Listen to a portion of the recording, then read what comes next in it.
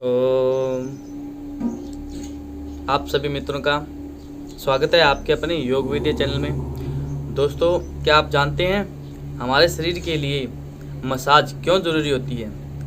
हाँ, बिल्कुल। मसाज, जो तेल से मसाज की जाती है, वो हमारे शरीर के लिए क्यों उपयोगी होती है, हमें वो कब करनी चाहिए, कौन सी ऋतु में करनी चाहिए, या किस दिन हमें वह जो मालिश है वह हमें करनी चाहिए।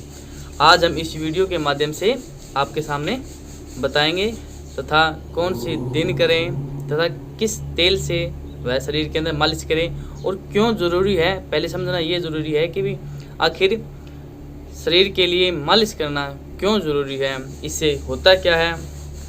तो चलिए दोस्तों, शुरू करते हैं छोटा सा लॉजिक। दोस्तों, आपने बहुत बार अपनी जो व्हीकल है, माना कि आपकी जो साइकिल है या फिर बाइक है या कोई भी 4 व्हीलर है, तो आपने उसके अंदर तेल डलवाते हैं, आप इधर उधर जाते हैं, उससे कमाई करते हैं, और तो और जब उसमें से कुछ आवाज़ें आती है तो आप उसको ग्रीस करवाते हैं। यानी कि एक तेल के अलावा एक ऐसा पदार्थ होता है जो गाड़ी के प्रत्येक पुर्जे के लिए काफ़ी उपयोगी होता है। आप उसको जानते हैं, उसे ग्रीस कहते हैं, जिससे क्या है कि जो आवाज़ें आ रही हैं गाड़ी से वह दूर हो जाती है। चाहे वह साइकिल हो, चाहे वह बाइक हो या आपकी 4 व्हीलर हो। यानी कहने का मतलब ये है कि आप उस गाड़ी के अंदर ग्रीस करवाते हैं। मैं आपसे ये पूछना चाहता हूँ भी उस गाड़ी के अंदर ग्रीस क्यों करवाते हैं? दोस्तों, आपका कहने मतलब यही होगा कि गाड़ी में से आवाज़ आती है या जब पुर्जे एक दूसरे के ऊपर घिसते हैं तो वह जो आवाज़ है निकलती है, और उसकी वजह से ही हम उस गाड़ी के अंदर ग्रीस करवाते हैं। तो दोस्तों, मैं आपसे यह समझना चाहता हूँ कि ये जो भगवान की तरफ से दिया हुआ हमें जो शरीर है, वह भी हमें एक गाड़ी की भांति ही समझना चाहिए। किस तरह से आप उसमें तेल डलवाते हो एज कंपेयर टू शरीर। अब शरीर में किस तरह आप भोजन करते हो, यानी कि लॉजिक ये है कि जब तेल डलवाए गाड़ी के अंदर तो उससे ऊर्जा बनी, उस ऊर्जा से आप आया जहाँ गए वहाँ से वापस आए, यानी कि ऊर्जा से ही आप आ जा रहे हो व्हीकल के द्वारा। और इसी तरह आपका शरीर है, आपने भोजन किया और उससे ऊर्जा बनी और आप नित्यक्रम कर रहे हैं। तो दोस्तों, नंबर 2, आपकी गाड़ी प्रदूषण फैलाती है, यानी कि कुछ अपशिष्ट पदार्थों को बाहर निकालती है, यानी कि धुआं या एक्स्ट्रा। तो इसी तरह हमारा शरीर है जो भी अपशिष्ट पदार्थों को बाहर निकालता है, किसके रूप में? पसीना, मलमूत्र आदि के रूप में वह जो अपशिष्ट पदार्थ है, यानी कि जो हमारे शरीर के लिए अनुपयोगी है, उसको बाहर निकालती है। अब बात आती है हम गाड़ी के अंदर ग्रीस क्यों करवाते हैं। तो हमारे शरीर के लिए ग्रीस क्यों अनुपयोगी क्यों समझते हैं इस बात को? यानी कि गाड़ी के लिए तो आप ग्रीस करवाते हैं, किंतु आप अपने शरीर के लिए ग्रीस क्यों नहीं करवाते? ग्रीस अपने शरीर के लिए अनुपयोगी है, लेकिन तेल है जो शरीर के लिए उपयोगी है। ग्रीस को तेल से कंपेयर करते हैं कि गाड़ी के लिए ग्रीस, शरीर के लिए तेल उपयोगी होता है। यानी कि हमारे जितने भी जॉइंट पेन हैं, आपने ये कहा था कि भी जब गाड़ी के 2 पुर्जे आपस में जब रब होंगे, जब आपस में टकराएंगे तो उसमें से आवाज़ उत्पन्न होती है। अब आप मुझे ये बताइए, आपके शरीर से जो कटाके निकलते हैं, तो टक टक की आवाज़ निकलती है शरीर के अंदर, वह भी एक पुर्जे हैं आपके शरीर के अंदर। जब वो आपस में टकराएंगे तो उसमें से ऑब्वियसली है कि अब उसमें से आवाज़ निकलेगी। तो मैं आपको ये समझना चाहता था कि शरीर के लिए जो तेल की मालिश है वो सबसे बेस्ट है, वो एक ग्रीस का काम करती है आपके शरीर के अंदर। अगर आप नियमित रूप से तेल से मसाज करते हैं तो आपके शरीर के अंदर जितने भी वात रोग से संबंधित बीमारी है वह दूर हो सकती है। नंबर 2, आपके जो रोम छिद्र हैं वो भी अच्छा कार्य करना शुरू कर देते हैं। नंबर 3, रक्त परिसंचरण तंत्र आपका अच्छे से कार्य करेगा। शरीर के प्रत्येक अंग तक जो रक्त है हमारा, वो उसकी जो गति है वो अच्छे से कार्य करना शुरू कर देगी। इस तरह से हमारे शरीर के अंदर बहुत सारे फायदे हैं अगर हम नियमित रूप से तेल की मालिश करते हैं तो। दोस्तों, इस बात को मान के चलिए कि भी अगर आप तेल की मालिश करेंगे तो ही आपके शरीर के संबंधित जितने भी जॉइंट पेन हैं उनसे रिलीफ पाया जा सकता है, उनका दर्द है वो ख़त्म किया जा सकता है नियमित रूप से मालिश करने से। अब आप ये कहोगे कि किस तेल के द्वारा हम मालिश कर सकते हैं शरीर की।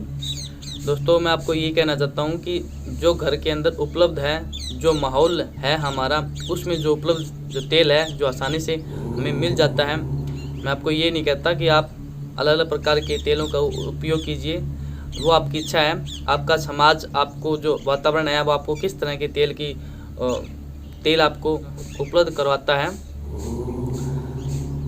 यानी कि साधारण रूप से देखें तो सरसों का तेल सबसे बेस्ट माना गया है। सरसों के तेल के अलावा ऐसा कोई भी तेल नहीं है जिसके अंदर इतने प्रोटीन, इतने विटामिन, इतने शरीर के लिए उपयोगी होते हैं। हाँ, तो आपको आपने जान लिया कि कौन सा शरीर के लिए अच्छा तेल समझा गया है।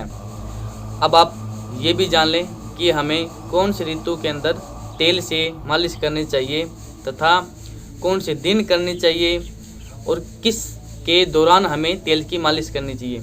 दोस्तों, सबसे बेस्ट यही होता है कि जब हम स्नान करने जाते हैं तो उससे पहले मालिश करें।